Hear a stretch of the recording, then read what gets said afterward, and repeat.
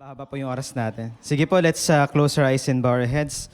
Dear Heavenly Father, we thank you for this afternoon, Panginoon, sa aming teaching session, Panginoon, sa third teaching session namin, Lord. We pray, Panginoon, na marami kaming maunawaan, Panginoon. And Lord, you are the one who reveals and who enlighten us, Lord, in every scripture that we are about to read, Panginoon. And we're praying, Panginoon, sa mga kasama po namin dito at sa bawat isa, Panginoon, na maintindihan namin, Panginoon, yung kalooban ninyo, Panginoon, sa buhay namin. And the importance of living in the gospel and living in the life that you have given to us. In this we pray, in Jesus' name, Amen. Yan. Magandang hapon po sa ating lahat. Actually po, pinaghahandaan ko to for next Sunday pa. Buti na lang niremind ako ni Nanay Jo. Nanay Jo, it's a surprise. Ako pala ngayon.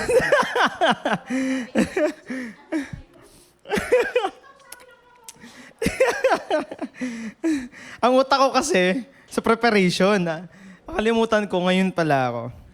So bali po, in last session po, no, lahat naman po tayo nakapakinig po doon kay Pastor Amel po, no? Lahat po ba tayo nakapagsagot dun sa mga questions na binigay ni Pastor Amel? Ayan. Bali, marami po kasi yung tanong po, no? Don't worry po, di ko kayo mapahirapan. Ilan ba yung kay Pastor Amel ng tanong? Sa akin 5. Joke lang. Hindi pa tapos yung iba. So bali po, yun nga po. Bibigyan na lang po natin kayo ng ng video, hindi sa ng video natin for this third session na. Ay, para matapos lang eh. So bale, yun po. Sino po dito nakakaalam pa ng topic ni Pastor Abel nung last Sunday? Ho? Two false gospel. May mga makakapag-open po ba dito kung ano po yung pinaka-message po ni Pastor Amel or teaching lesson ni Pastor Amel? Kahit ano po, kahit pahapyaw lang, may nakakaalala pa po ba dito? Death and resurrection po, no? Regarding po sa sacrificial na po, no? Na dati po sa Old Testament po kasi, every year ang pag-aalay po ng hayop. Yan po yung pinaka-utos ni Yahweh dahil sa mga Israelita na nagkasala. Dahil alam naman po natin, binanggit nga ni Pastor Amel po doon sa Exodus ho, after po ng paglabas nila sa Israel, they demanded God what they have to do for them to be accepted. In reality, alam naman po natin that man cannot follow what God already wanted from us from the very start, di ba? Kasi alam naman po natin na the Lord loves to provide. He doesn't like to demand to His creation. Dahil kung may demand man na ibibigay sa atin ng Panginoon, kung may demanding man na ipapakita ang Panginoon sa buhay natin, I do believe po. Sabi nga sa James chapter 1, magkamali lang tayo sa isa, sa 10 utos, sa 10 commandments, di ba po? Lahat po yun nasira na ho natin. Kaya the Lord wants to show us that He is the very source of our freedom. And we cannot gain freedom, we cannot gain salvation, we cannot gain righteousness and holiness based on our efforts. Amen po ba? Amen. Ayan po. Ayan, nakagahabulan na sila. So, bali right now po, I just want to topic po regarding faith. Faith, ayan po. Nung nagsisimula ako nung nagsimula ako sa mabuting balita ng Panginoon, nung bata ako, nung lumalaki ako sa church, I always remind myself, I need faith. Kasi ang alam ko po, kumbaga sa atin po, di ba, pag meron tayong gustong bilhin na pagkain, kailangan natin ng pera. Di ba po? Pag meron tayong gusto na gamit, ang kailangan natin is pera. Alam ko kasi sa kalakaran ng Panginoon, kailangan ng pananampalataya para, kailangan ng kalakaran. Kailangan po ng pananampalataya para tayo ay gumaling. Kailangan po ng pananampalataya para tayo ay maging malaya, para gumaling, para lumakas, para tayo mapatawad. Kailangan ng pananampalataya. Pero lagi ko binabalikan, Lord, meron ba akong pananampalataya? Alam ko naman yung mabuting balita eh. Pero may sapat ba ako na kakayahan na makaligtas at magkaroon ako ng pananampalataya na kailangan ko? Lagi ko binabalikan yun. So habang lumalaki ako sa church, check ko lagi sarili ko, parang wala naman akong faith eh. Parang di yata ako aabot dun sa standard ng Panginoon regarding sa faith. Kaya lagi kong check yung lagi yung sarili ko, anong klaseng faith ba yung kailangan ng Panginoon? Nagagawa ko ba? Meron ba ako nun? Di ba? At naging circus na lang yun sa utak ko. Naging looping station siya. Pag mag-pray ako, sasagutin ba ako ng Panginoon? Di ba? Lahat ba tayo nakaranas tayo ng ganun, di ba? Pag dumarating tayo sa sitwasyon na nanalangin ba tayo, pinagdududahan po natin kung sinasagot ba sasagutin ba ng Panginoon yung panalangin natin? Sapat na ba yung meron tayo ngayon na masabi natin po na pananampalataya? Yan po. Ngayon, sasagutin po natin ngayon yan. Pero bago po natin sagutin po yan, ang pinaka-question, pinaka-ano po natin dito, title natin, Why Faith is Needed When It Comes to the Gospel. Why faith is needed? Bakit kailangan ng pananampalataya pagdating sa mabuting balita? That will be our topic for today. And let's go to the story po.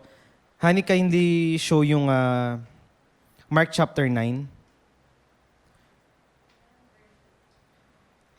Wait lang. Si Evie tayo, si Evie. Naghanap kasi ako ng ibang version na specifically tackling yung the difference between faith and belief. So hindi mga kapatid, ayan. Sige pa. Excuse me. Mark chapter 9 verses 14. 14 to 29 tayo. Sige po, I'll be reading na lang po. Sabihin na lang po ng mata po ninyo.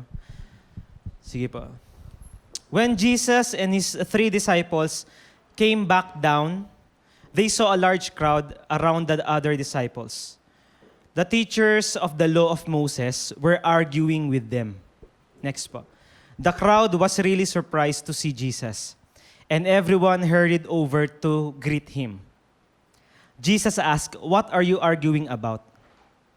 Someone from the crowd answered, "Teacher, I brought my son to you. A demon keeps him from talking. Whenever the demon attacks my son, it throws him to the ground and makes him foam at the mouth and grit his teeth in pain." So, binabato doon ng demonyo yung anak niya to the ground and bumubula. Okay? At yung nangangalit yung ngipin po niya. Then he becomes stiff. I asked your disciples to force out the demon, but they couldn't do it. Jesus said, "You people don't have any faith. How much longer must I be with you? Why do I have to put up with you? Bring the boy to me." They brought the boy, and as soon as the demon saw Jesus, it made the boy shake all over. He fell down and began rolling on the ground and foaming at the mouth. Jesus asked the boy's father, how long has he been like this?" The man answered, "Ever since he was a child. The demon has often tried to kill him by throwing him into a fire or into water. Please have pity and help us if you can." Jesus replied, "Why do you say if you can? Anything is possible for someone who has faith." Okay? Next pa. Right away, the boy's father shouted, "I do have faith. Please help me to have even more." Next pa. When Jesus saw that a crowd was gathering fast, he spoke it sternly to the evil spirit that had kept the boy from speaking or hearing. He said, "I order you to come out of the boy. Don't ever bother him again." The spirit screamed and made the boy shake all over. Then it went out of him. The boy looked dead, and almost everyone said he was. But Jesus took hold of his hand and helped him stand up. After Jesus and the disciples had gone back home and were alone, they asked him, "Why couldn't we force out that demon?" Jesus answered, "Only prayer can force out that kind of demon." Okay, thank you po. So, nakikita natin ngayon yung pinaka-background po. And that's the story regarding faith. Faith is a substance, sabi nga po sa Hebrews chapter 11, ano po. Hebrews chapter 11, verse 1.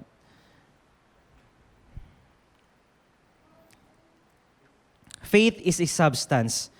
Di ba po? Faith makes us sure of what we hope for. Faith makes us sure of what we hope for and gives us proof of what we cannot see. So faith daw po makes us sure of what we hope for. Kung ano man yung mga bagay na meron tayong inaasam or inaasahan, faith is the substance. So makikita naman po natin dito that faith is a noun. Amen po ba? Ayan. So faith is a noun, hindi po siya verb or parang gagawin. Faith is a noun from the very start. Doon po sa story, balik po tayo sa Mark chapter 9. Doon po sa story ng Jesus heals a boy. Anong klaseng demonyo po yung sumapi po doon sa bata? Demon that makes that person or that kid to be mute and not able to hear. Ano po yung kabaliktaran ng faith?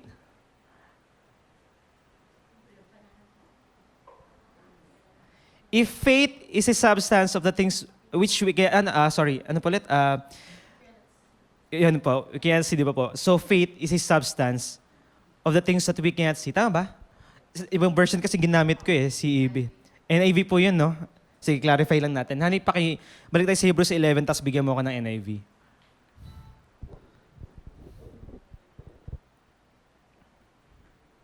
Ang init pala dito sa pwesto ko. Okay lang ba ako ng konti? Ang init. Ayan. Okay na, honey? NIV? Or wala? NLT na lang. Ayan, okay na. Now, faith is confidence in what we hope for and assurance about what we do not see. So, ano yung sabi ni Kristo po sa Mark chapter 9 po, no? It only takes faith, prayer, di ba po? Faith and prayer for that demon to be cast out. Faith and prayer. Faith and prayer. So, may kita naman natin, ano bang klaseng demonyo yung sumapi sa bata? Demonyo na kung saan hindi nakaka-rinig at hindi Di ba yan po yung dahilan kung bakit tayo nagkakaroon ng pananampalataya? Because of what? Hearing. And faith comes by hearing. And di ba? And ano naman po yung sabi sa Romans chapter 10 po? Tayo ay sumasampalataya sa pamamagitan ng pananalita. Romans chapter 10 naman, honey. So, may kita po natin dito, the only way for that demon to be cast out is only by faith. And faith that doesn't need to be big. It only needs to be what? Small. Diba po? Romans chapter 10, ano yun? 10:15, honey. Sabi po dito sa Romans chapter 10, verse 15, and how can anyone tell them without being sent by the Lord? The scripture says, it is beautiful sight to see even the feet of the someone coming to preach the good news. Next po. 14 ba yan? 14. Sige nga, check natin.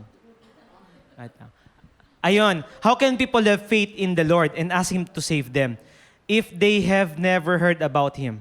How can they hear unless someone tells them? So faith comes by hearing. So may kita po natin dito na the evil spirit na dumating po doon sa bata is unable to speak and unable to hear. So, matanong po natin, so faith ba is what we can speak and what we can hear? Is that faith?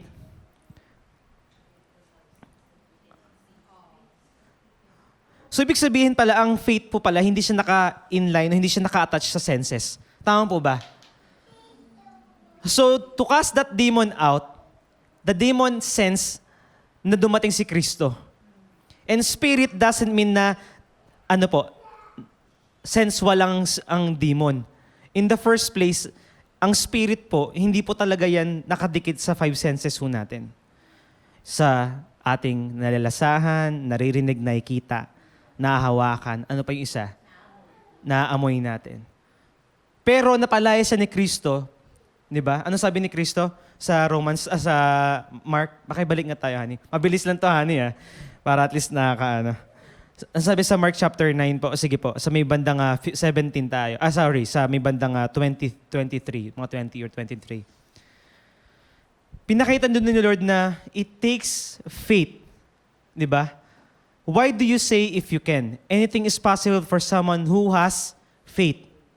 'Di ba? Faith ang naging currency.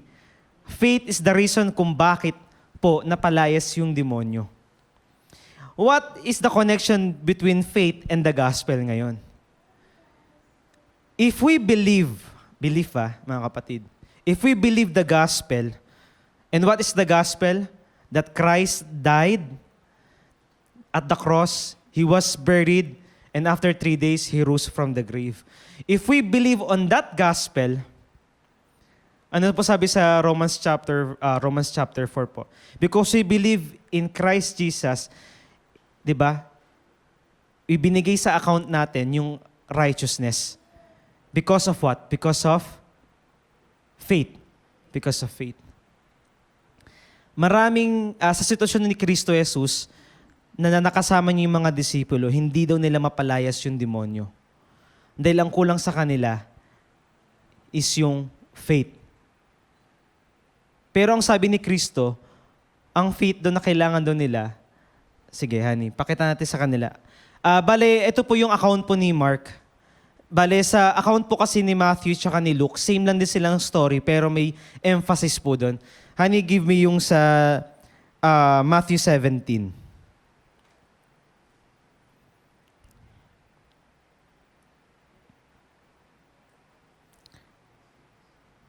Matthew 17 verse 20. 20 tayo. Jesus replied, "It is because you don't have enough faith. But I can promise you this, if you had faith no larger than a mustard seed, you could tell this mountain to move from here to there, and it would. Everything would be possible for you." Okay? The kind of spirit na dumapot po doon sa bata is a spirit that unable to speak and unable to hear. Ang sinira sa batang yon is yung senses. Pero ang pinaka-important talaga sa atin, kasi kahit bulag ka, mga kapatid, ang communication natin is by what? Hearing tsaka speaking. Yun yung sinira ng demonyo sa bata. Diba? So ito yung kailangan natin kapag ating sa pananampalataya.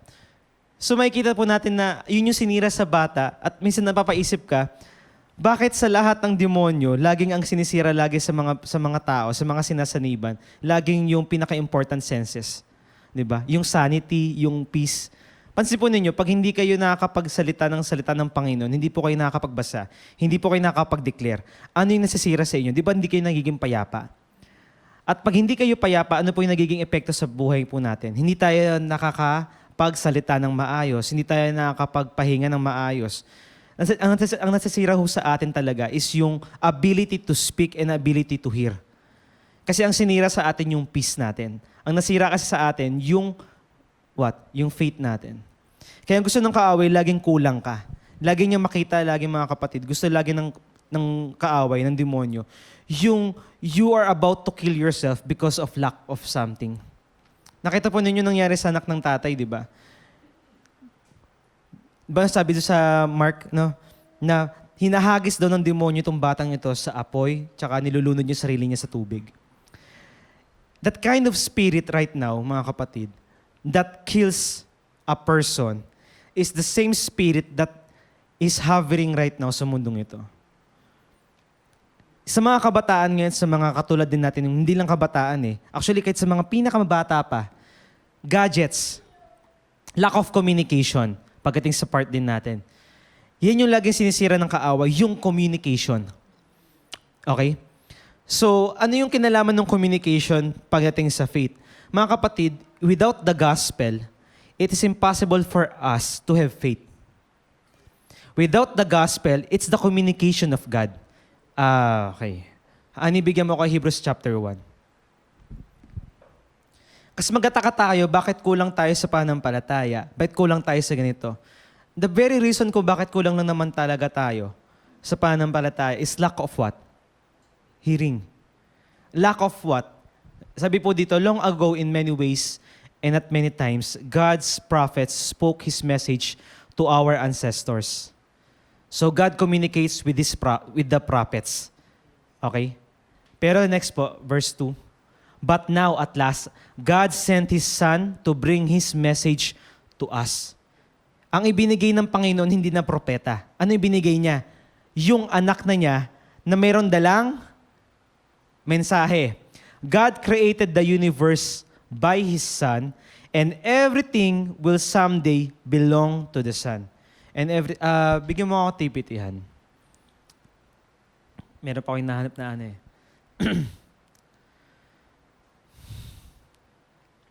Sige. Tanggalin mo yung CEV. Yan. Throughout our history, God has spoken to our ancestors by His prophets in many different ways. The revelation He gave them was only a fragment at a time, building one truth upon another. Next. But to us, living in these last days, God now speaks to us openly. In what? In the language of a son. Paano nakikipag-communicate ang tatay sa atin? Sa lengguwahe ng anak niya, ni Kristo. Pag pinag-uusapan natin si Kristo, pinag-uusapan natin yung ginawa ng Panginoon, that's the gospel. Yun po yung lengguwahe ng Ama kung bakit po natin naiintindihan na tayo ay napatawad. Kasi pag hindi po natin naiintindihan kung sino yung Panginoon natin, kung sino si Jesucristo, ano po na nangyari sa atin? Nagiging konti lang yung kaalaman natin sa mga sinasabi ng tatay natin. Gets po ninyo? For us to have a kind of communication with our Father in heaven, it must be delivered through the message of His Son. Para maintindihan po ninyo na mahal kayo ng Panginoon, para maintindihan po ninyo na mabuti ang Panginoon at nangungusap sa inyo ang Panginoon, kinakausap niya kayo sa pamamagitan ng anak niya, si Jesucristo. Kaya pag hindi po klaro sa inyo si Kristo, ano po nangyayari sa atin? Hindi tayo lumalakad sa pananampalataya. Saan tayo lumalakad? If we remember yung binanggit ni Mr. Ronel nung first session ho natin, no? Na what is not the gospel and that is what? It is the law. Diba? We tend to what? To follow some certain regulation or standard para tayo ay maging approved sa Panginoon. But in reality, we cannot be approved by our performance. Meron ba dito tinanggap siya ng Panginoon dahil perpekto ang kanyang pagsunod sa Diyos? Di ba alam naman po natin na hindi tayo po yung tanggapin ng Diyos base sa gawa ho natin. So anong ginawa ng tatay sa langit? Ibinigay niya yung anak niya. He made us qualified. Sabi po sa 2 Corinthians, if I remember, He made us qualified. Sige. Saan yun, Miss Jenny? Qualified, no? He made us qualified. Alam ko, 1 Corinthians yata yun. Kindly help me nga lang po.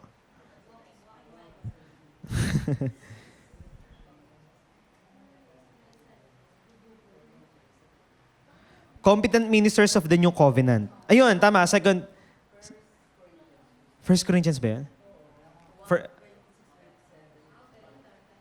Ang galing ni Miss Jenny, ah. Dahil dyan, you are the walking Bible. Okay. 1 Corinthians.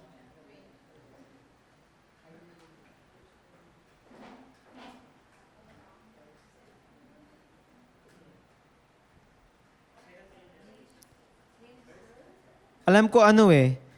2 Corinthians 3, chapter 3, 4 to 6. Sige, honey. Ayan, 4 to 6. 4 tayo, 4. Sabi dito, we carry this confidence in our hearts because of our union with Christ before God. Next po. Yet we don't see ourselves as capable enough to do anything in our own strength. Ay, ang ganda, di ba? Yet we don't see ourselves as capable enough to do anything in our own strength. For our true competence flows from God's empowering presence. Next. He alone makes us adequate ministers who are focused on an entirely new covenant. Our ministry is not based on the letter of the law, but through the power of the Spirit. The letter of the law kills, but the Spirit pours out life. Okay. So, tayo ngayon po, when God speaks to us through His Son, He qualifies us because of His Son. And it gives us the power and makes us qualified to what? For what po? For us to stand, to be holy, and to be righteous, and to be blameless in the sight of our Father in heaven. Sabi nga po sa, ano yung devotion natin nung morning kanina? Anong libro yun? He makes us holy. Yung binanggit ko kanina, Ephesians chapter 1 yun eh. Tama ba, Bray? Ephesians chapter 1. Di ba? Ang plano ng Panginoon from the very start daw po ay para daw po gawin tayong banal at walang kapintasan. So dahil dito po sa ginawa ng Panginoon sa atin, tsaka tayo nagkakaroon ngayon ng faith. So pag tinanong natin ngayon, may faith ba ako? Yes po, may faith po kayo. When we measure the faith that we have, is the measure according to the Lord. Diba? Kung anong binigay niya sa atin. Romans chapter 12 tayo, honey. Verse 3. Ngayon, bali iniisa-isa ko lang mga kapatid kung ano po yung anong klaseng pananampalataya at paano tayo nagkakaroon ng pananampalataya. Romans chapter 12 verse 3. God has given me grace to speak a warning about pride. I would ask each of you to be emptied of self-promotion and not create a false image of your importance. Instead, honestly assess your worth by using your God-given faith as the standard of measurement. God-given faith. For example po mga kapatid, when you heard the gospel, when you heard what the Lord did to you, di ba? Pinanghawakan niyo yun. It's already a faith from the very start. It's already a faith. Hindi nyo po kailangan mga kapatid ng parang extravagant na pag nagkaroon kayo ng faith, pag nagsalita kayo, dapat dynamic kayo pag nagsalita kayo, yung parang halos pasigaw. Mga kapatid, ang sabi lang ng Panginoon sa Matthew, balik tayo sa Matthew 17, honey. Meron dyan shortcut sa kanan eh. Nakikita mo yan? Matthew 17. Sabi dito, verse 21. Verse 21 tayo. Sabi dito, hindi nyo kailangan, verse 21, ang kailangan lang daw natin ng faith is just like a mustard seed. And you could tell this mountain to move from here to there. So ibig sabihin, hindi po sa pamamagitan ng maraming alam, hindi po sa pamamagitan ng pagsigaw, hindi po, pero may mga times na kailangan nyo talagang i-assert yung authority na meron kayo. Okay? That's why bakit po mapapansin niyo yung mga gwardiya sa labas at yung mga traffic enforcer, bakit sila sumisigaw? Because they are asserting their authority na meron sila. So shouting doesn't mean that meron kang authority. No. Shouting means you have already the authority. Okay? For example, nagre-rebuke kayo. Meron kayong nakikitang hindi maganda sa family ninyo. Merong spirito ng kasiraan. May spirito ng pagnanakaw na nangyayari sa family ninyo. Hindi kita tahimik.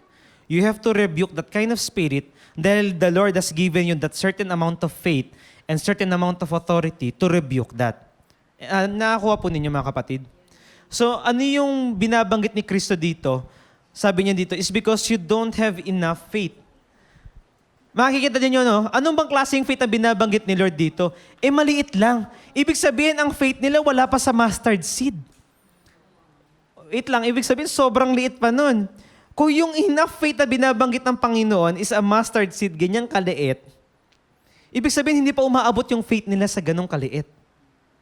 Hindi niyo po kailangan ng sobrang laking pananampalataya para magpalayas kayo at magpagaling kayo. For example, may mga karamdaman kayo sa family ninyo. Totoo, mga kapatid, kailangan natin na magpa-pray tayo sa mga kapatid natin. No? Pero mga kapatid, have you gone praying for your loved ones? Have you tried praying? Have you tried healing your loved ones? Hindi praying. Kasi pag may karamdaman, kayo yung nagpapagaling dapat. Because the Lord gave you the authority to heal, to cast out demons, and to heal the sick, cast out demons, and what? Ano ba yun? Anong doon? Tatlo yun, di ba? Mark chapter, ano yun? Kaya Mark chapter 16. Mark chapter 16, sa pinaka-last verse. Ang sabi dito, ano yung binigay sa atin? Ayun, verse 17. Verse 17. Everyone who believes me will be able to do wonderful things. By using my name, they will force out demons, and they will speak new languages. Next po. And they will handle snakes, and will drink poison and not be hurt. And they will also heal sick people by placing their hands on them. So, yun yung gusto ng Panginoon sa atin. Kapag may mga bagay na hindi nangyayaring maganda sa paligid ho natin, sa family ho natin, the Lord gave you the authority to cast out demons, to speak in new languages, and to heal the sick. Amen po ba? So sa part naman po natin, bakit tayo minsan napipigilan? Nipigilan ba tayo dahil kulang yung alam natin sa Biblia? Let it be, I pray na hindi maging ganun yung dahilan natin. Amen po ba? Na kapag may dumarating tayo na trahedya sa family natin, sa paligid natin, for example, may nakita kayong pangyayari na aksidente, don't wait for other people. Be the light of the world, mga kapatid. The Lord gave you the authority. Mark chapter 16, napaklaro naman po, di ba? Binigyan kayo ng authority to preach the message of the kingdom of God and the resurrection of Christ. So balik tayo ngayon sa Matthew 17. Ilang beses daw nila kinakast out yung demon? Matthew 17, Kuya Gam. Balik po tayo dun sa verse 14. Verse 14. Sige, next pa. Ano sabi dito? Lord, have pity on my son. He has a bad case of epilepsy and often falls into a fire or into water. Next. I brought him to your disciples, but none of them could heal him. Nakuha niyo mga kapatid? None of them could heal him. Ni isa sa kanila, hindi nila mapagaling yung bata. So ngayon, nakukuha natin ngayon. Ano nga ba ang ginagamit na kapangyarihan ng mga disipulo para sila magpagaling? If we all know, binigyan ng authority ang mga disciples at that time. Aware pa ba tayo anong klaseng authority binigay sa kanila? To cast out demons, to heal the sick, and to preach the coming kingdom of the Lord. O, di ba? Pero sila, hindi nila magawang mapalayas yung demonyo na to. Kasi nga daw, kulang sila sa pananampalataya. Pero ang sabi ng Panginoon, yung pananampalataya na kailangan ninyo ay dapat ganyang kalaki. Hindi pa umaabot. Mga kapatid, sino po ba nang bigyan ng authority sa mga disciple to cast out the demons and to heal the sick? Sino po nagbigay ng authority? Very good. So ibig sabihin mga kapatid, ang nagbigay po ng authority si Kristo at that time. Pero hindi nila mapalayas because of what? Because of lack of faith. Okay. Pero makikita po natin dito, hindi naman talaga faith ang issue. Sige po, Kuya Hani, pakibaba. Sabi dito, you people are stubborn to have any faith. How much longer must I be with you? Why do I have to put up with you? Sige, next pa. Sige pa, next pa. Sige, next pa. Sige, sorry honey. Balik tayo sa Mark chapter 9. Sa ibang verse, sa ibang book pala to. Mark chapter 9 tayo.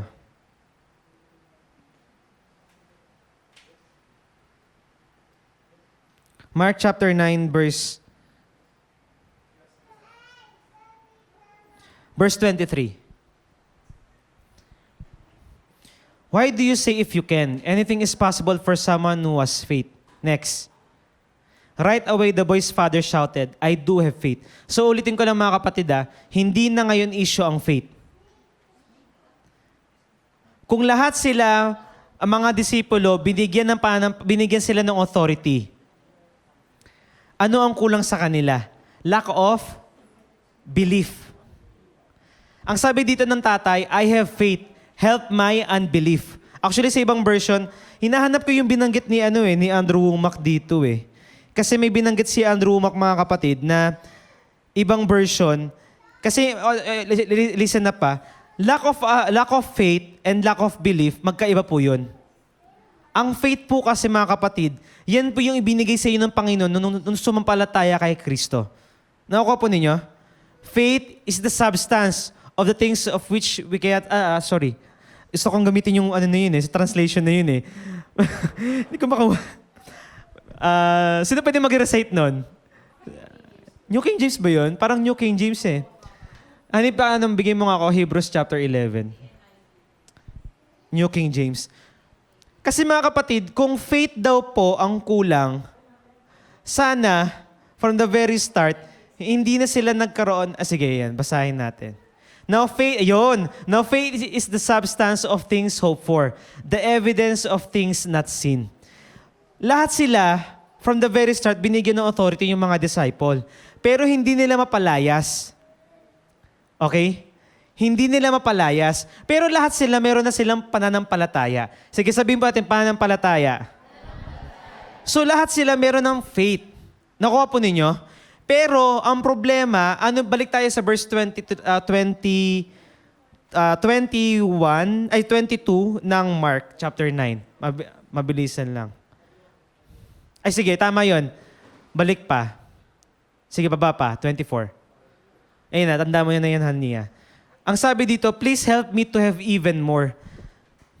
Meron na silang faith. Even yung tatay may faith nga eh. Nakuha po ninyo? Lahat sila may faith. Pero ano yung what hinders them? What hinders them po? It's the lack of belief. Kasi mga kapatid, ganito po yan. Lahat tayo ngayon dito, may anak tayo ng Diyos dahil kay Kristo. May pananampalataya tayo. Pero what stops us in preaching and doing the will of God? It's lack of belief. Nakuha po ninyo? Faith will never be removed sa life po ninyo. Faith has been imparted to you. Sabi sa Romans chapter 12 verse 3, kanina nabasa naman po natin, binigyan tayo ng certain measure of faith. Ayan po. Instead, honestly assess your worth by using your God-given faith. So lahat tayo, mayroon tayong measure of faith. One measure of faith. Sige, sabihin po natin, one measure of faith. So lahat tayo may one measure of faith. Kahit yung mga disipulo nung time na yon, even doon na hindi pa namamatay si Kristo sa krus, lahat sila iisa ang measure of faith. Pero what keeps them from rebuking that demon? It's the belief. Lack of belief. Pansin po ninyo, balik tayo sa Matthew chapter 17. Sa verse... sorry. Mark chapter 9 pala, tama yon kanina. Balik tayo sa may verse 29. Verse 29. Anong sabi po dito? Only prayer can force out that kind of demon. Prayer nga ba talaga? Pero makikita naman talaga natin anong sabi ni Kristo. Lack of faith. Di ba po? Kasi distracted ang mga disciples nung time na yon to rebuke that kind of demon. Ang kulang sa kanila is what? To be focused. Actually, sa ibang version, ang sabi po dito, only by prayer and by fasting, you can force out that kind of demon. Hindi po tayo nagkukulang sa pananampalataya. Mga kapatid, even si Lord, ang sabi ni Lord, if meron kang gantong pananampalataya, if you have this kind of faith, you can move the mountain from here to there. Tama po ba? Very good. Yun mo yun. Nakuha ni Miss Annette. That's the answer. Sige, ulitin ni Miss Annette. Very good. Yung pananalig sa pananampalataya na meron ka na. That's the answer. Very good po. Believing in the faith that you have in Christ. Yan yung nag-distract sa atin. Hindi kasi tayo nakafocus, alam niyo mga kapatid, saan tayo nakafocus minsan? Sa ability natin instead of the faith na binigay sa atin ng Panginoon. Instead of the authority na ibinigay sa atin ng Panginoon. Ano sabi ni Lord sa mga disciples niya? Kayong mga matitigas ang ulo. Matitigas ang ulo. Bakit hindi niyo mapalayas tong demonyo? Hanggang kailan ko kayo sasamahan? Ibig sabihin, kasi ang puntos ng Panginoon, malapit na siyang maipako sa krus eh. Malapit na siyang bumalik sa Ama niya. E anong pangahawakan ng mga disipulo para mag-rebuke ang demonyo? E di si Kristo, nakuha po ninyo? Ang tawag po sa pananampalataya na meron kayo kay Kristo is faith. Ang tawag po sa pananalig ninyo sa ginawa ng Panginoon is faith. Nakuha po ninyo? When you are believing to what the Lord did to you and to what the Lord commanded to you, di ba? Binigay sa iyo ng authority. It's called faith. So that faith is a substance Ayan na naman tayo. Hindi ko pa rin masolo. Ah! Balik tayo sa Hebrews. That faith na binigay sa iyo ng Panginoon, sa NKJV tayo. NKJV. Sa New King James Version. 11. Hebrews chapter 11. Yun nga. Ayun daw po. Si Mr. Ronel. Now, faith is the substance of things hoped for. That faith is the substance of things hoped for. The evidence of things not seen.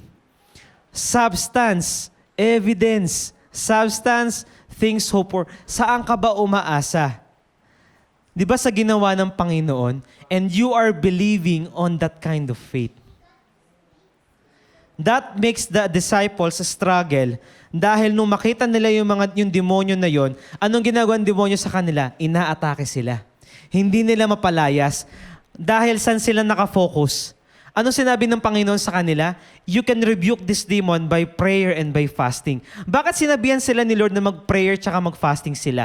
Because they are distracted in their mind. When we are distracted to what the Lord did sa buhay natin, di ba? Ngayon, for example, you are listening right now to me. May mga bagay na gumugulo sa utak ninyo. You are being distracted. Anong kailangan sa distraction? Is to remain focused. Paano tayo mag-focus? It is by prayer and by fasting. Kasi pag nag-fasting ka, ang focus mo kanino? Kay Kristo. Ang focus mo dun sa word ng Panginoon. 'Di ba? Pag nag-prayer ka, pag nag-pray ka, ano bang nangyayari sa utak mo? Ang kausap mo si Kristo. Kinakausap mo siya. Ang focus mo nasa Kanya. 'Di ba po? Yan yung naging struggle ng mga disipulo. And right now, that is the answer sa life ko from the very start. Sabi ko, Lord, hindi ko kasi alam kung kaya ko pang gawin to. Nakatingin ako sa obedience ko. Nakatingin ako dun sa performance ko. Nakatingin ako dun sa magagawa ko ba. Nakalimutan ko yung sumasa akin na inaasahan ko. Kaya anong sabi po dito sa Hebrews chapter 11? Now, faith is the substance. Ibig sabihin, yung pinangahawakan mo kay Kristo Jesus, that is the very substance na inaasahan mo. Diba? And that is the enough evidence. Diba? It is enough already. Yung authority na binigay sa mga disipulo, it's enough already. Enough. For example, ngayon, mga kapatid, narinig natin yung Mark chapter... Honey, pakibigay nga yung Mark chapter 16 kanina. Ano yung sabi sa Mark chapter 16? Verse 17. Diba? Everyone who believes me. Nakuha po ninyo? Everyone who believes me will be able to do wonderful things. Ang papaniwalaan nyo, hindi yung ginagawa ninyo. Ang papaniwalaan ninyo, yung ginawa ni Kristo Jesus. And that is called faith. Hindi po faith yung pinangahawakan ninyo, yung papaano ka sumampalataya. Ang faith is yung kaano ka kadesidido na pinangahawakan ninyo, yung ginawa ng Panginoon sa buhay ninyo. Kaya ngayon, mga kapatid, kapag inaalala ninyo ngayon yung ginawa ng Panginoon sa krus ng Kalbaryo, faith is now being imparted to you. Napansin niyo bakit maliit lang binanggit ng Panginoon? Mga kapatid, church, mga ministers, you don't need this kind of faith. Ang sinabi lang ng Panginoon, ganyang kaliit lang. Hindi niyo po kailangan ng magandang background sa life. The reason why you are studying the Bible is because you want your life, you want your mind, you want your heart to be filled by who Christ is. Amen po ba? Kasi pag hindi po laman ng utak natin at ng puso natin, yung mabuting balita na si Kristo Jesus, it is hard for us to move mountains. Pero kung sabihin natin, Lord, move ng mountains, kailangan ko ba talaga magpagalaw ng bundok? Di ba? Tawa si Jay. Diba, kailangan ba talaga natin magpagalaw ng bundok? Kung kinakailangan, kaya ninyo. Kung demonyo nga napapalayas, bundok pa kaya. Ang problema lang, laman lang ng utak natin kasi is yung ginagawa natin. At the same time, hindi tayo in line doon sa objective ng Panginoon. Makikita naman po ninyo mga kapatid, hindi kayo nagpapalayas ng demonyo dahil trip nyo lang. Hindi po kayo binigyan ng commandment ng Panginoon to heal the sick para lang may magawa lang kayo. Binagyan po kayo ng kapangyarihan at ng authority ng Panginoon para maghari ang kalooban niya sa mundong ito. Just like yung kalooban niya ay naghahari sa kalangitan. Amen po ba? So from the very start, faith has the main objective, and that is to love. Galatians chapter 5 tayo.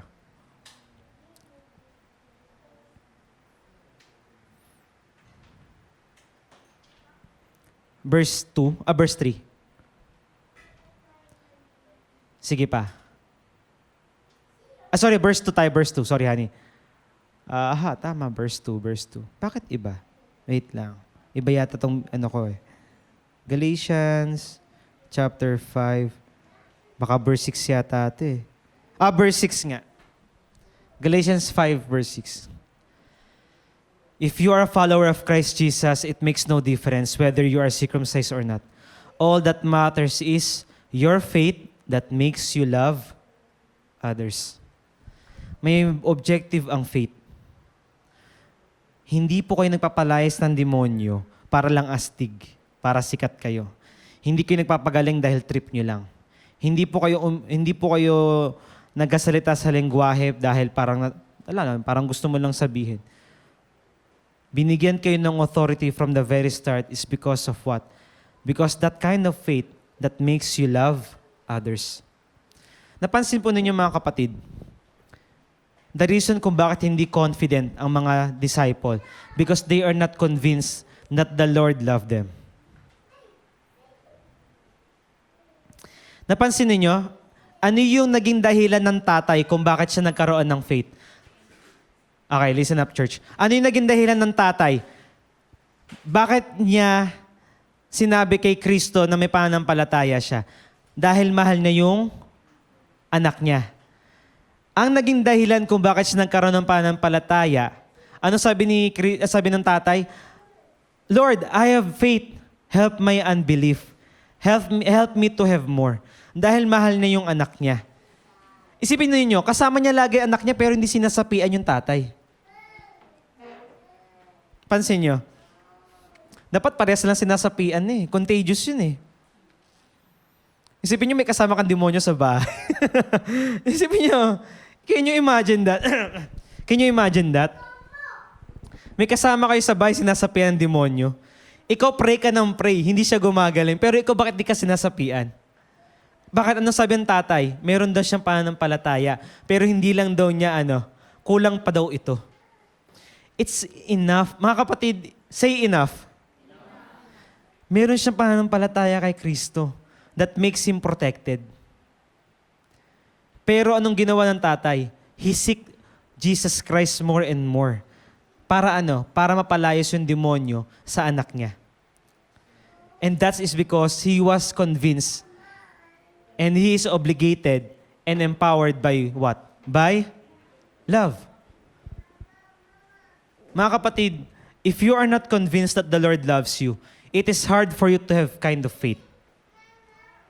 Kasi hindi mo pwedeng maghiwalay ang love at ang faith. Amen po ba? Pag hindi kayo convinced, hindi klaro sa inyo na mahal kayo ni Kristo, I tell you, hindi kayo magkakaroon ng authority at hindi kayo magiging matibay na meron kayong faith. Nakuha po ninyo? Kasi masasabi nyo lang na may faith ka kapag convinced ka na mahal ka ng Panginoon eh. Romans chapter 5 verse 8, honey, sa CEV.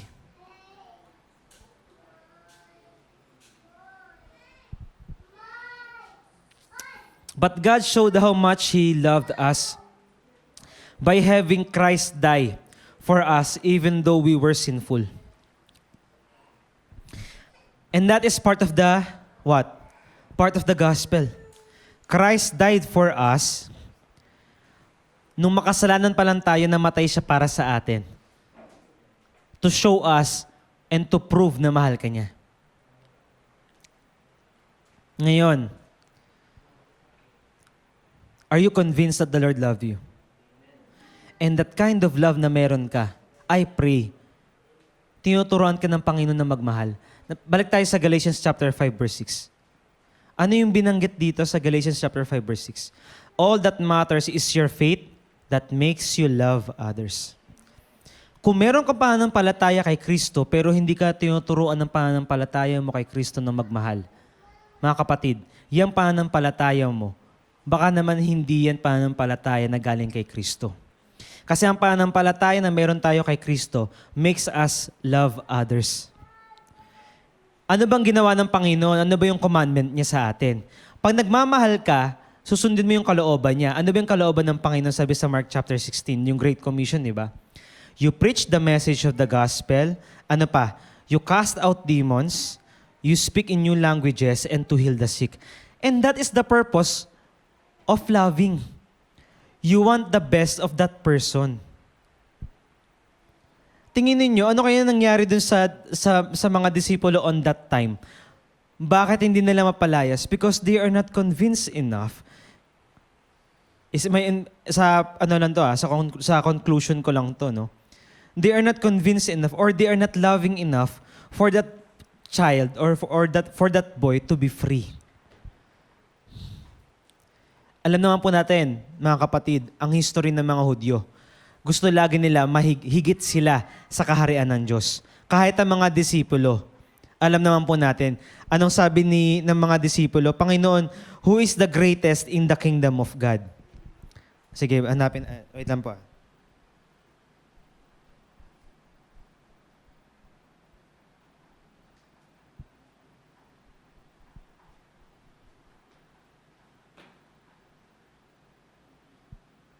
Sabi po doon sa Matthew 18 verse 4.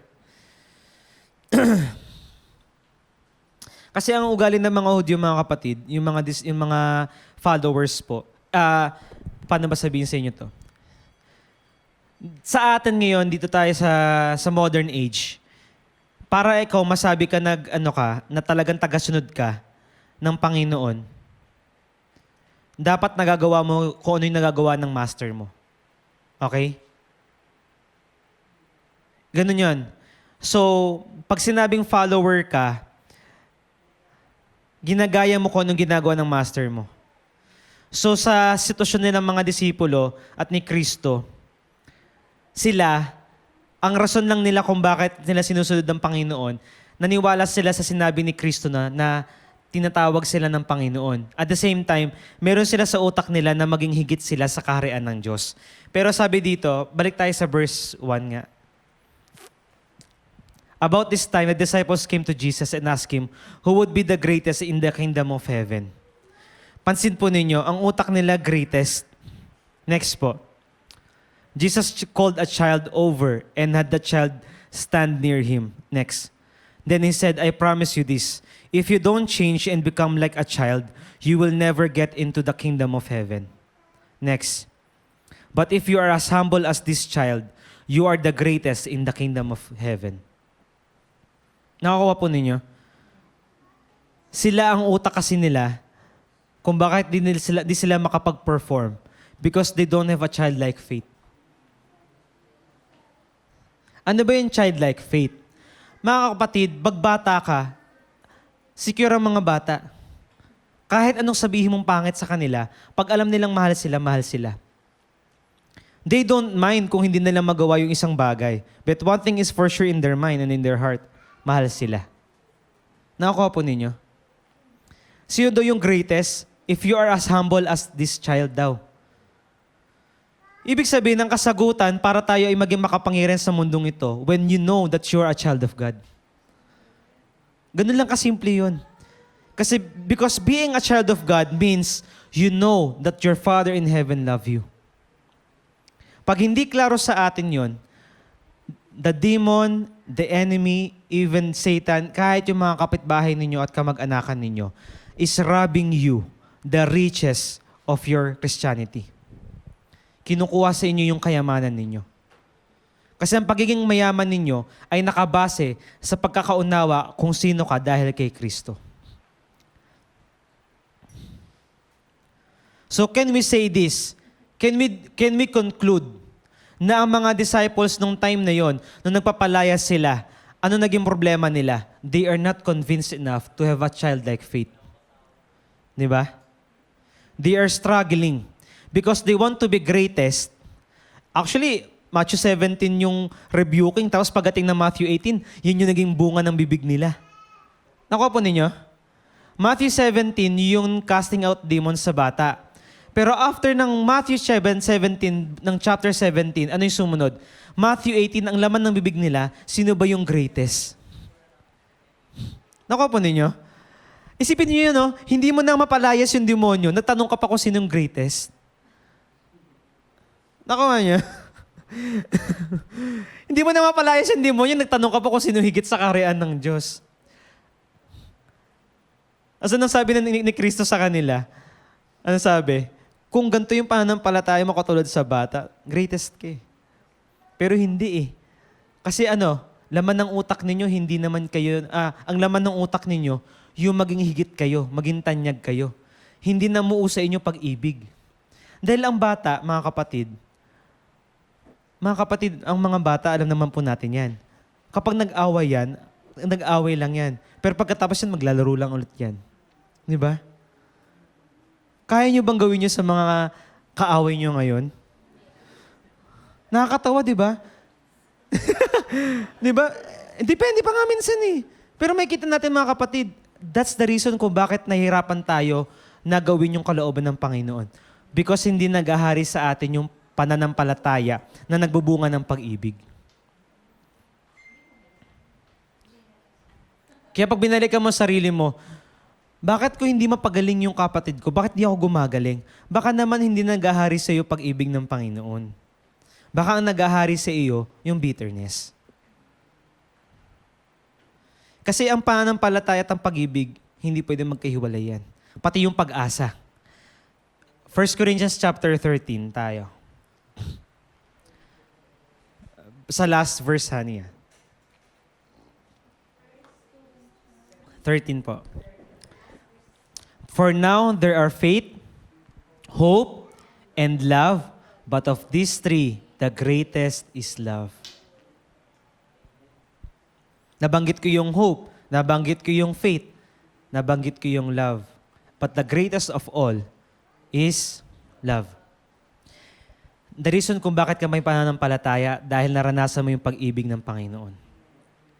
Kaya kami pananampalataya, dahil meron kang inaasahan, yung pag-ibig pa rin ng Panginoon. Yung pa rin yun. Okay? Kaya pag tinanong mo sarili mo, may pananampalataya ba ako? May faith ba ako? Tanungin niyo muna sarili niyo, naniniwala ba kayo na mahal kayo ng Panginoon? Kasi pag umiikot kayo doon sa pag-ibig ng Panginoon, you have these three. You have the love of the Lord, you have the faith of the Lord, and you have the hope of the Lord. Even in Romans chapter 5, Hani, pakibigay. Romans chapter 5. Anong sabi sa Romans chapter 5, verse 5? And that will, taas to konti. Ay sige, pinakatas na nga lang, simulan na natin sa pinakasimula. By faith, we have been made acceptable to God. And now, because of our Lord Jesus Christ, we live at peace with God. Next. Christ has also introduced us to God's undeserved kindness, on which we take our stand. So we are happy as we look forward to sharing in the glory of our Lord, of God. But that's not all. We gladly suffer because we know that suffering helps us endure. And endurance builds character, which gives us hope. And that will never disappoint us. All of this happens because God has given us the Holy Spirit who fills our hearts with His love. Napansin niyo? From faith, hope, and love. Hindi sila magkakahiwalay. Kaya pag nakita nyo sarili nyo, may pananampalataya ka ba? Tanongin nyo muna sarili nyo, may pag-ibig ka ba? Eh yung mga disciples nung time na yun, hindi nila mapalayas yung demonyo. Tingin niyo, ano kaya yung dala-dala nila? Pag-ibig ba? Or gusto lang nilang maging tanyag sa kaharian ng Diyos? Kasi gusto nilang maging greatest. Ngayon mga kapatid, ano bang rason ninyo bakit kayo sumampalataya sa Panginoon? Dahil lang ba gusto nyong masagot yung prayers ninyo na yumaman kayo? I tell you mga kapatid, you will fail. If nandarito ka sa church para lang magkaroon ka ng fire insurance, ayaw mo lang mapunta sa impyerno, kapatid, napakababaw nun. Hindi po fire insurance na ibinigay sa inyo ng Panginoon. It is beyond that. Nakakalungkot pumunta lang tayo sa church, kumilala tayo kay Kristo dahil ayaw lang natin mapunta sa impyerno. Napakababaw naman, no?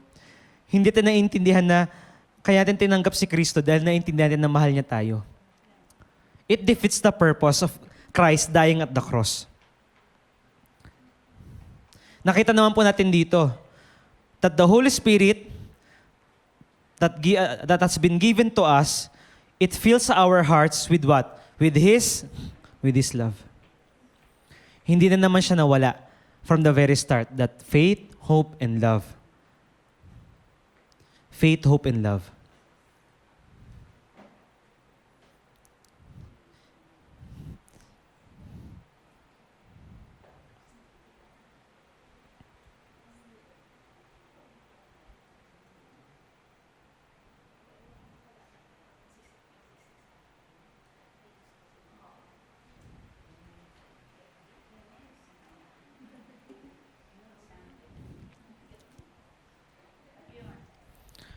So ngayon, mga kapatid, nasagot ko ba yung tanong na why faith is needed when it comes to the gospel?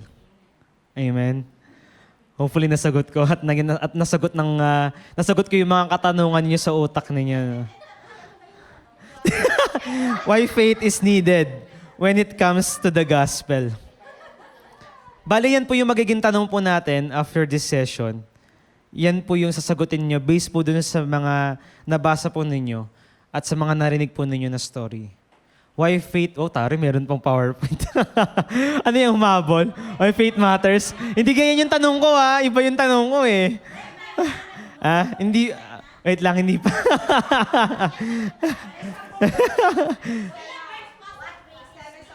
Why faith is needed when it comes to the gospel?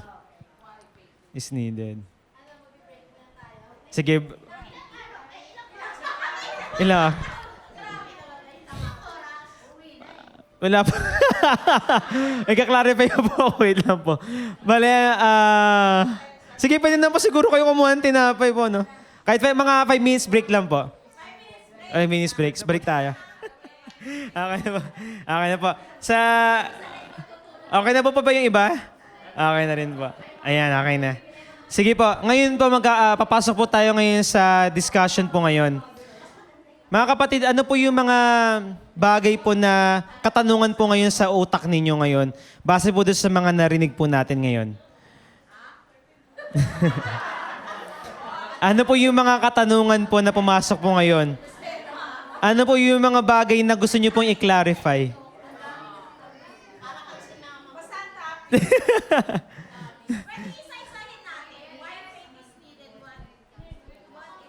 When it comes to the gospel.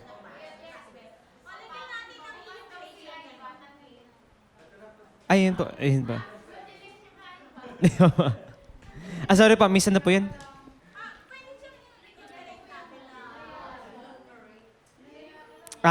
Isa-isahin. I-chop-chop lang natin. Okay. Okay po. Sige po. Isa-isahin lang po muna natin. Bali, ang focus lang. Okay po. Sige, ganito na lang po. Ilagay na lang po natin yung question doon po sa story ng Mark 9 tsaka ng Matthew 17. Actually po yung Mark 9, Matthew 17 tsaka yung Luke 7, pare-parehas lang ho kasi sila ng story. Bale, iba-iba lang sila ng perspective according na lang po sa account ni Matthew, Mark, and Luke. Pero iisa lang ho sila ng kwento. Kung ilalagay po natin tong tanong na ito, why faith is needed when it comes to the gospel, siyempre po yung mga disciple, nag-share sila. Di ba po? Kinukwento nila yung kaharian ng darating ng Panginoon. At nagpapalayas po sila. Bakit kailangan ng pananampalataya ngayon doon? Doon po sa story na yon. based on the story po, bakit po kailangan ng pananampalataya pagdating sa pangangaral ng mabuting balita?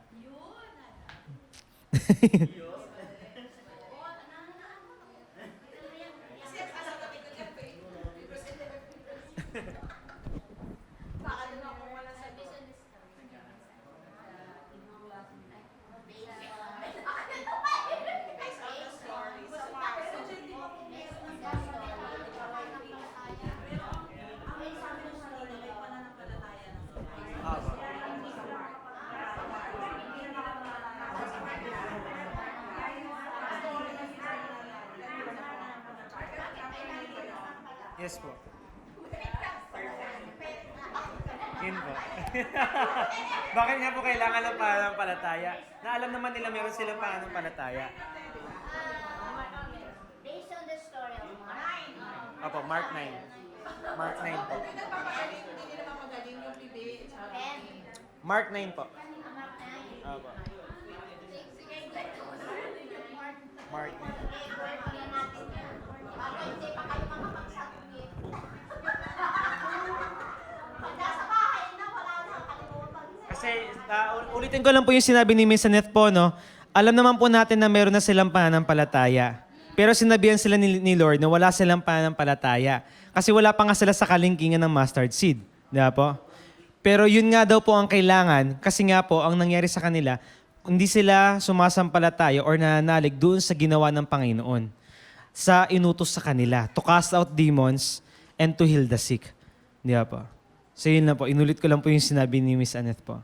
Ngayon po, yung tanong, ulitin ko lang po yung tanong, based on the story sa Mark chapter 9, why faith is needed when it comes to the gospel. Ulitin po natin na, i-clarify ko lang po ito yung gospel po na binabanggit po kasi noong time ng buhay si Kristo is the gospel of the kingdom of God. Okay? Yung sa atin naman po, gospel naman po, pagdating po sa resurrection ni Kristo. Yun po yung gospel na meron tayo. Okay? Yun po. Bale, bakit po kailangan ng pananampalataya? Ayan po. Kingdom of God. Apo. Pero parehas lang naman kasi good news kasi parehas yun eh. Kaya parang iisa lang sila na gospel eh. Hindi naman kasi sila nagkalayo eh. Gospel pa rin sila eh. Good news pa rin naman eh. Kailangan ng pananampalataya. Yes po. Siyempre, Hindi natin makinig. Pakinig. Pakinig. Sige po, Nay. Sige, go on. Sasagutin na ba, Jess? Sasagutin na ba? Di naman po. Ang puntos ko po. Gusto lang talaga nila magsagot kasi hindi na magagawa sa bahay. Awa. Kasi mag-YouTube. Joke lang yun. Bahay-bahay na yan. Baka may gusto na. Sige po, kung hindi nyo po masagot yung tanong po na yan. Maging maliwanag lang. Mas maliwanag. Aba.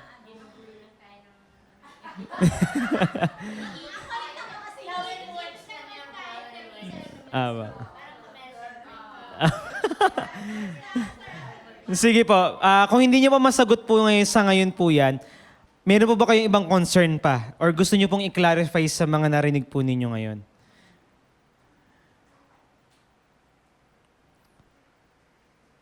Actually, may gusto kong i-add eh. Hani, Hebrews 11 verse 6 nga. Yes. Ay, naku. Bigyan mo ako sa TPT. Miss Jenny. Salita po kayo. Tsaka yung 2 Corinthians 5:7 na yung pananampalataya sa nasa na? Sige, ano mo na nga lang, i-flash. Oh, hindi ko kasi 5:7. Sige, upo na ako, nangangalay na. For we live by faith, not by what we see with our eyes. Iba yung ano niya? Oo, iba yung ano niya. Sa New King James. Oh, New King James. Teka. Version ka ba, Mother? Teka nga. For we walk by faith, not by sight. Yan. Maganda po yung... Makikita po natin, no? For we walk by faith and not by sight. Di ba? We walk by faith, not by sight. Very good po. Yes po. Yes po. Pero, paano ka magkakaroon ng pananampalataya? Paano ka lumakad doon? Di ba? It's by believing doon sa love ng Panginoon pa din. Babalik pa rin tayo sa love ni Lord. Sige, honey, pakibigay yung Hebrews 11, verse 6. Kahit yung King James Version, okay lang.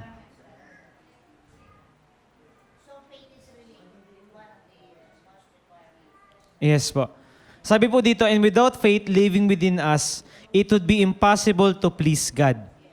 For we come to God in faith, knowing that He is real and that He rewards the faith of those who give all their passion and strength into seeking Him. Diba? Just like the Father, He seek the Lord. Diba po? He sought the Lord.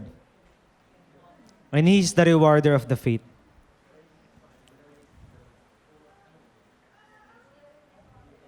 And I'm praying talaga naging maliwanag. Kasi talagang, hindi ko binigay sa inyo straight to the point yung revelation eh. Talagang iniisa-isa ko talaga siya.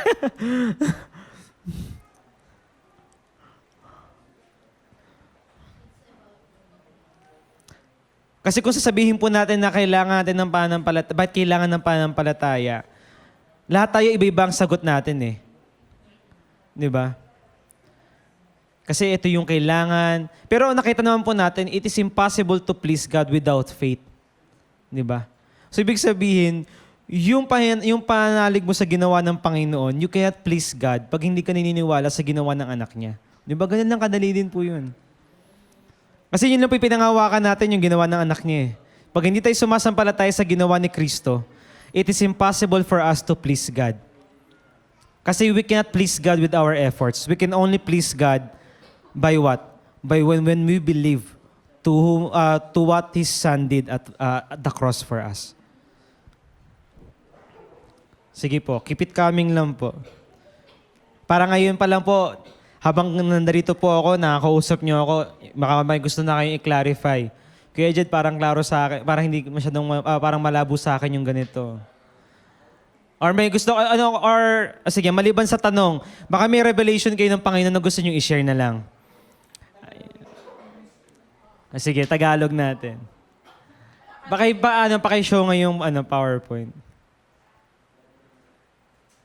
Ay, hindi. Balik ka doon sa PowerPoint na pinakita mo yung question. Yung PowerPoint.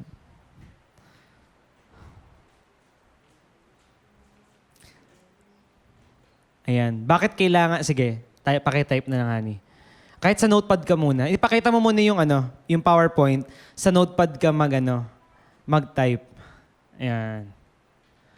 Bakit kailangan ng pananampalataya pagdating sa abuting balita? Kasi yun yung pakita mo.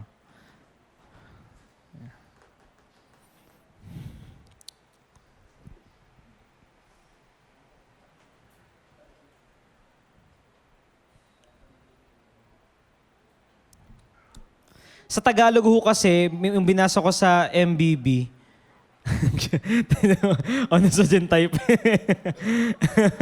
Ba't kailangan ng pananampalataya pagdating sa mabuting balita?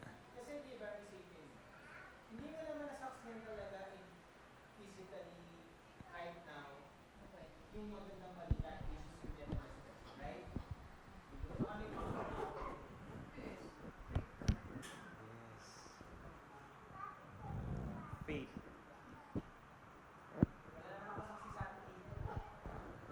Meron ba? Nakasaksi? 2,000 years ago, nakita si Sabihin niyo lang, baka may sumirit kayo dyan.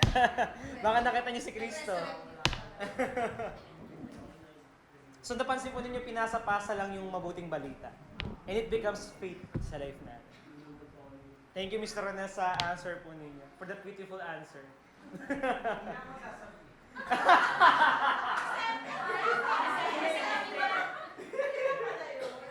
Bakit kailangan ng pananampalataya?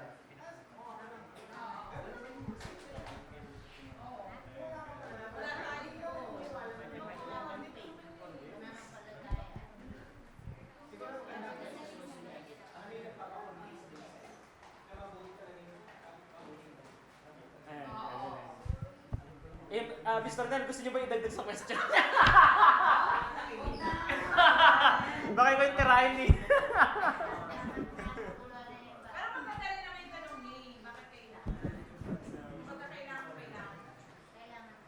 Kumbaga, Kasi pwede ka naman maniwala sa mabuting balita nang hindi ka naniniwala. Pero ang layo, hindi pa pwede eh. Kasi ang pananampalataya, yun nga yung ginawa ng Panginoon, di ba? Hindi mo siya pwede paghiwalayin eh.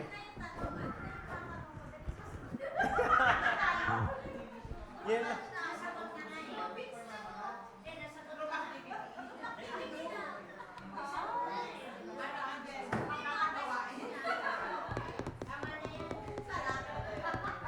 Sige, isa pang question natin ha. Sige pa, isa pang question pa tayo. Sorry. Pero don't worry po. Don't worry po. Pero yung question po na to para sa atin lang. Yes po, Kuya J. Ano yun, Kuya J? Ano yun? Sige, J, sabi mo.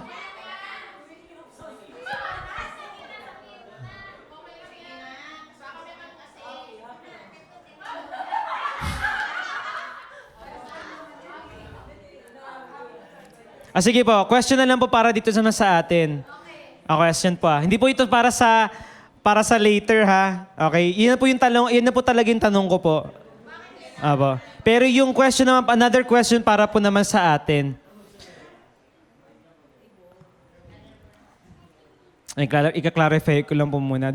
Based po sa story, what hinders them? In your own perspective po, sa binasa natin sa story, what hinders them to cast out the demon?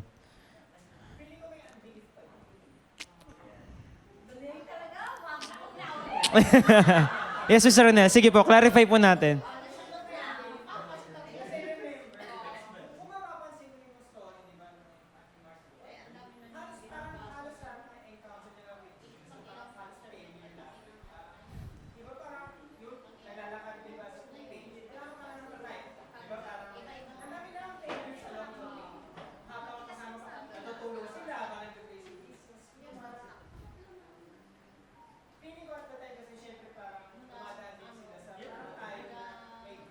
Apo.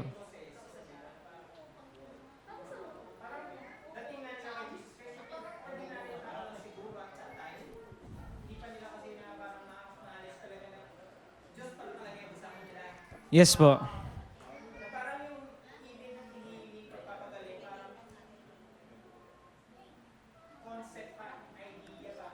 Para siyang step up, ano to? Ayun nga, parang idea nga yung ano niya.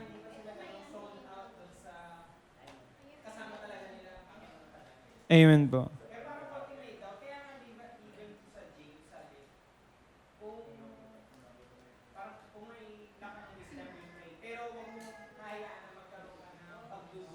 Pagdududa. Yes po. So we can conclude po na faith and belief is talagang magkaiba talaga siya. Just like si Jesus Christ sa mga disciples, nandun si Kristo kasama nila, pero hindi pa rin sila sumasampalataya. Same with sa atin, may struggle din tayo, di ba? May faith na tayo. Isipin nyo na lang yung sa story ng Bible sa Mark chapter 9 po. Ang faith si Jesus Christ. Kasama nila si Jesus Christ. Pero ano yung naglalak sa kanila, yung nagipigil sa kanila? It's the unbelief. So, it's not a matter of faith. It's a matter of belief na ngayon.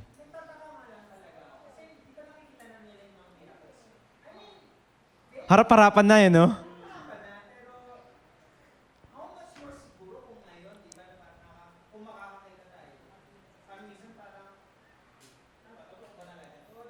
Opo. Yes po. That's dangerous. Yun yung pinaka-ano.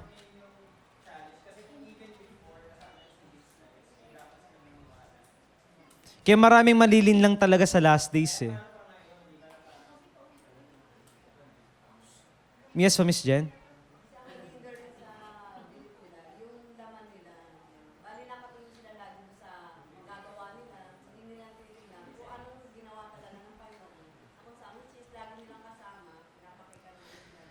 Napansin po ninyo, isa lang yung nakikita po ninyo.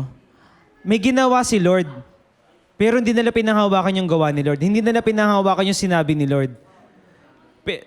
Ang nangyayari sa kanila, pinanghahawakan nila, yung gawa pa rin nila. Kaya unbelief pa rin ang nagiging bunga.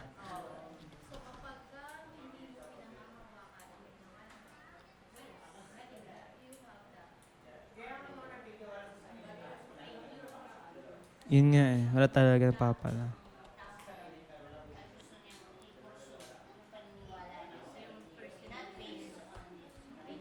So we can say po, we can conclude po na kapag tayo hindi po natin nagagawa yung kalooban ng Panginoon is because we are looking to our abilities. Yes po, Mr. Tinignan kasi natin yung historical context niya. Di ba sabi mo kanina, disciples sila ni Jesus Christ. Tapos, kung si Jesus Christ yung pinakang leader, parang ang sinasabi nung historical context is gumagaya or parang dapat na isasali niya protege niya itong Apo.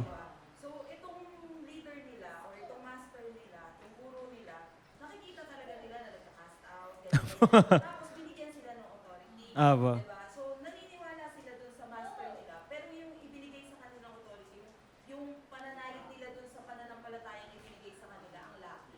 Yes po. Parang yung katulad ng sinabi nila na parang, oo, kaya ko itong, binigyan ako ng authority, kaya ng master ko, pero kaya ko ba?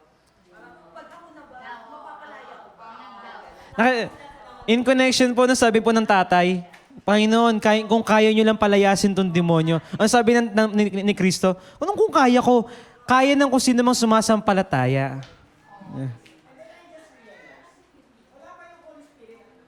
Yes po, wala pa. Sa faith. Yes po. Yun yung advantage na nga natin eh. Tapos na nangyayari tayo, natatameme pa tayo.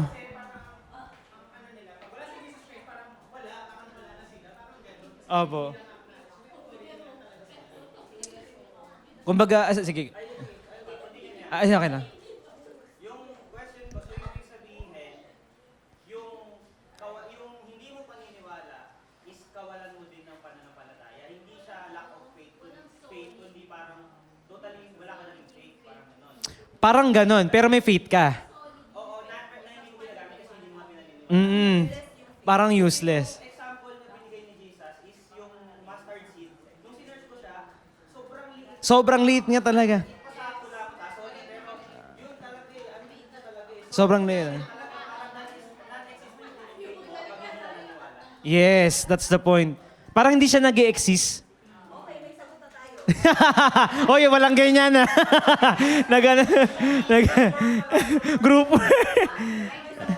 Yan po yung parang, pansin po ninyo, parang sampal kay Kristo yun eh. Parang ako nandarito, kakatapos ko lang magpagaling, harap-harapan sa inyo, pero wala ka pa rin pananampalataya sa ginawa ko. Ako po ninyo. Kaya parang nangyari, yung faith nila, hindi pa nagkakaroon ng master, wala pa sa kulangot nga daw. Kasi di sila naniniwala kay Kristo. Ganun sila katigas ang ulo. So, napansin po ninyo, anong tawag po ni Kristo sa mga, anong tawag po ni Kristo sa kanila? Matigas ang ulo. Stubborn. Ganun po katigas ang ulo ng mga Israelita.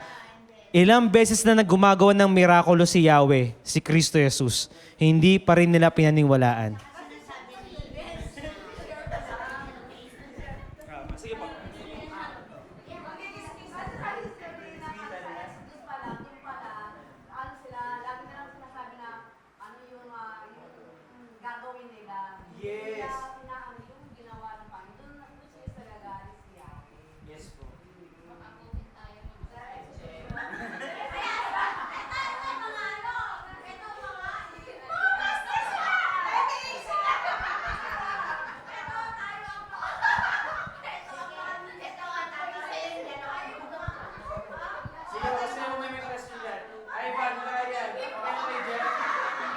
Focus kayo dito ah. Parang Rubik's kayo ng Rubik's ko. Kayo. Karen. Indel. JR. Sige Karen, baka may gusto ko sabihin. Sabihin nyo na ngayon at abang ano, wala pa sila pastor dito.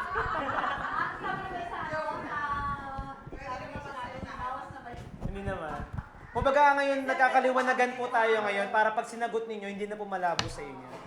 Kasi alam ko po nung last Sunday, alam ko parang ang haba po nung nangyari eh. Mahaba na nga yung time, tapos mahaba pa yung tanong, di ba? Marami pang tanong. Eto, binigyan ko na kayo. May tanong na nga, nagkakasagutan pa tayo. Yes po, mas maganda nga po.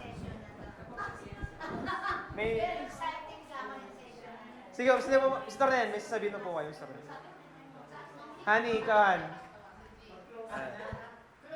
Close na tayo? Sige. Okay na po ba? Forever be at peace na po ba? Ikaw, close ko na to. Pag kinulose ko to, wala nang tatanong. Mr. Ren. Yes, pa.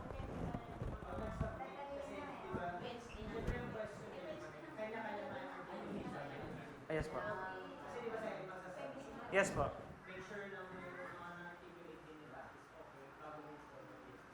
Sige.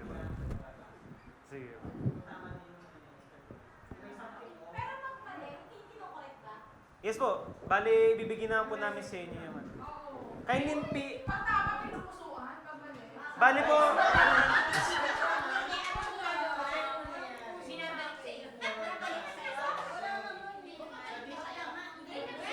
Wait lang po. Sige po, Mr.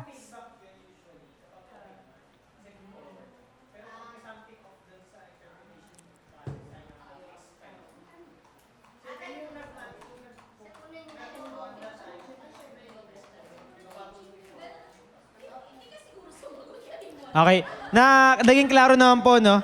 So, bale, yung katanungan po na yan, pakisagot na lang po, i-PM nyo po sa akin yung sagot. So, klaro na po sa atin na iba ang faith sa belief. Okay? Hindi, ginawa niya, sinagot lang natin para mayroon tayong tulong sa sarili natin. Sa sagot natin. Yes po. Tama po. Iba siya sa context natin, gawa ng unbelief na sinasabi natin. Unbelief dun sa pananampalatayang binigay nito. Yes po. Tama po. Kaya may mga naririnig po kasi ako actually, kaya ako po tinakil po ito. Alam ko kasi yung mga struggle ng mga kapatid natin na sinasabi nila, wala akong faith eh. Hindi po, may faith kayo. Lalo pa ngayon may Holy Spirit kayo, imposible kung wala kayong faith. Ano? Yes po. Kaya iba pa kasi, di ba, yung mga religious po kasi tayo, mga matagal na sa church, minsan may ginagamit pa po tayo na lengguwahe na wala akong pananampalataya. Mga kapatid, may faith po kayo. Hindi po kayo nawawalan ng faith. At kailanman hindi mawawala ang faith sa inyo. Hindi sa galing sa atin. Yes po. Binigay po sa inyo kasi yun eh. Ang nawawala, ang nagkakaroon lang tayo ng struggle regarding with belief lang. Kasi kulang, ano po yung sagot ng Panginoon sa Mark 9? Kailangang idaan sa prayer and fasting. Kailangan talaga natin mag-fasting, kailangan natin mag-prayer. Bumabad sa prayer, sa worship, sa fasting para ang focus natin sa ginawa ni Lord. Okay? Yes pa, miss. Wait lang po. Sige pa, miss. Kung faith kasi is sa spirit, Yes po. belief or unbelief ay nasa soul and body. Yes po. Kailangan maintain yung 5 physical senses. Yes po. Yes po. Tama po, miss. Yes po, Kuya Adi. Pwede rin ba natin siyang ilagay doon sa example ng believing unbeliever? Di ba, yung parang... Yes po, yung binanggit ni Pastor. Naniniwala sila sa Diyos, pero hindi pa nila tinatanggap, di ba? Yung binigay ni God sa kanila. Yes, very good po. Pagiging anak, di ba? Mm. So, pwede, tama ba? Pwede na ilagay Pwede siyang ilagay doon sa context na yun. belief, tsaka yun yung faith, di ba? Yes po. Yes po.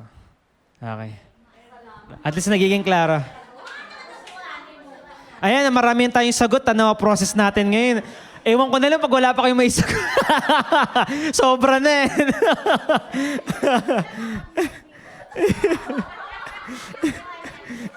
So pag uwi na, ano ba ito? Ano sinabi ni Oy, wag naman po kayo ganyan. Ang record niya po. Yan, dahil sabi ni Jen, kailangan ng fasting and prayer. So sabi ko, fasting tayo. Oy, wala ko sinabi. Okay. Sige pa, bali sa mga, reminder ko lang din po sa mga bago nating mga nakasama, at the same time po sa mga bago lang din sa pananampalataya nila, hindi na po pwede mawala sa inyo yung faith ng Panginoon. Okay po? Nilagay na sa inyo yung banal na spirito, fix na po yan. Okay? Hindi na kayo pwedeng iwan ng Panginoon. Ang nagbabago lang sa inyo yung utak ninyo, yung belief ninyo. Minsan nakatingin kasi kayo sa skills and talents ninyo. Just go back to what the Lord did. Mag-focus lang kayo, maniwala kayo sa ginawa ng Panginoon. That's the only way. Yun lang po. Amen po. You need to hear more of what Christ did at the cross for us and His resurrection. Sige po, at wala na po ang habol. Sige po, let's stand up po. Let's have our prayer.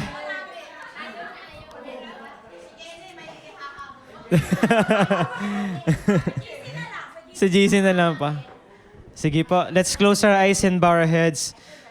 Panginoon Jesus, maraming po salamat and I'm thankful, Panginoon, that it enlightened us, Panginoon, kung anong klaseng pananampalataya yung meron kami. At the same time, Lord, anong klaseng belief ang kailangan namin pairalin, Panginoon. Thank you so much, Lord, for this love, Panginoon, na meron kami, na pinangahawakan namin.